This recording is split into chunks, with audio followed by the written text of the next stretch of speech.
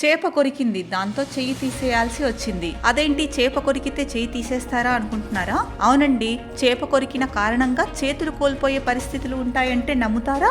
కానీ అది నిజం. కేరళకు చెందిన ఓ రైతుకు అలాంటి పరిస్థితే ఎదురైంది. కన్నూరు జిల్లాలోని తలసెర్రికి చెందిన 38 ఏళ్ల రాజేష్ ఫిబ్రవరి 10న తన పొలంలో చెరువును శుభ్రం చేస్తున్నాడు. ఆ సమయంలో కడు రకం చేప కొరకడంతో అతడి కుడి చేతి వేలిపై చిన్న గాయమైంది.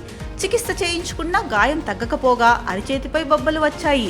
వైద్యులు రకరకాల పరీక్షలు నిర్వహించి గ్యాంగ్రీన్ అనే బ్యాక్టీరియల్ ఇన్ఫెక్షన్ సోకినట్లు చెప్పారు. బయటపడాలంటే వ్యాధి వ్యాపించిన భాగాన్ని తొలగించడం తప్ప మరో మార్గం లేదన్నారు. తొలుత చేతివేళ్లను, తర్వాత పూర్తిగా అరిచేతిని తొలగించారు. ఇసుక, బురద నీటిలో కనిపించే క్లోస్ట్రిడియం ఫెర్పింజెన్స్ అనే బ్యాక్టీరియా వల్ల ఈ ఇన్ఫెక్షన్ వస్తుందని వివరించారు. ఈ బ్యాక్టీరియా ఒకవేళ మెదడుకు వ్యాపిస్తే ప్రాణాలకే ప్రమాదం. అందుకే రాజేష్ అరచేతిని తొలగించాం. 1,00,000 మందిలో 2 మాత్రమే ఈ పరిస్థితి వస్తుందని వైద్యుడు కృష్ణకుమార్ తెలిపారు.